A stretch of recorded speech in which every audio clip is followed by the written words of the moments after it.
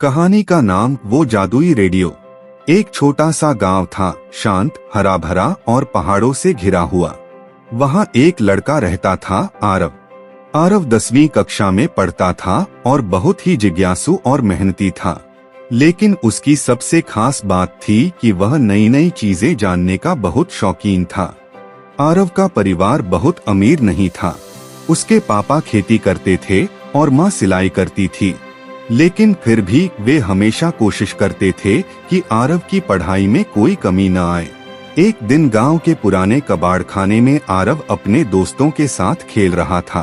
कबाड़खाने में पुराने radio, television, पंखे और जाने क्या क्या टूटी फूटी चीजें पड़ी थीं। तभी उसकी नजर एक बहुत ही पुराना, धूल से भरा रेडियो पर पड़ी। कुछ तो था उस रेडियो में। ऐसा लग रहा था जैसे वह उसे बुला रहा हो। आरव ने वह रेडियो उठाया और घर ले आया। उसकी माँ ने पहले तो डांटा, क्या गंदगी उठा लाया है, लेकिन आरव ने कहा, माँ बस एक बार इसे ठीक करने दो, फिर देखना शायद चले।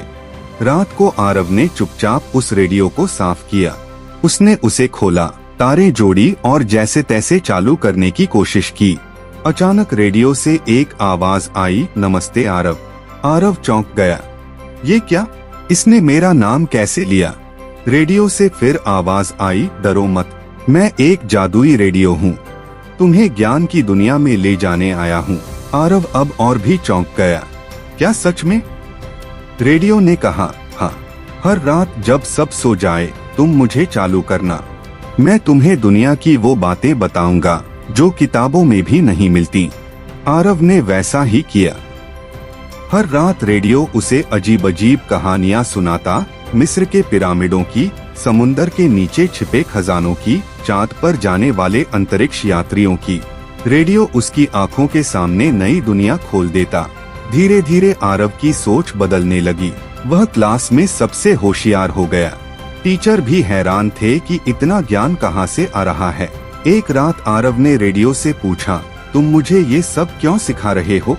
रेडियो बोला, क्योंकि तुम्हारे अंदर सीखने की भूख है और ऐसे लोग ही इस दुनिया को बदलते हैं।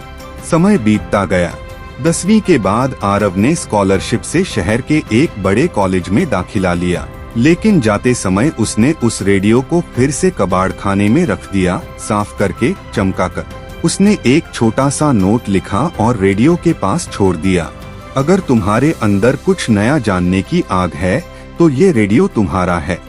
कुछ साल बाद गांव का एक और बच्चा कबाड़खाने में खेलते हुए वही पुराना रेडियो उठाता है।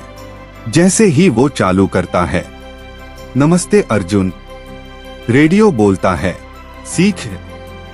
सच्चा ज्ञान सिर्फ किताबों से नहीं बल्कि जिज्ञासा से आता है। अगर सीखने की चाह हो तो हर चीज, चाहे वो पुराना रेडियो ही क्यों न हो, एक शिक्षक बन सकता है।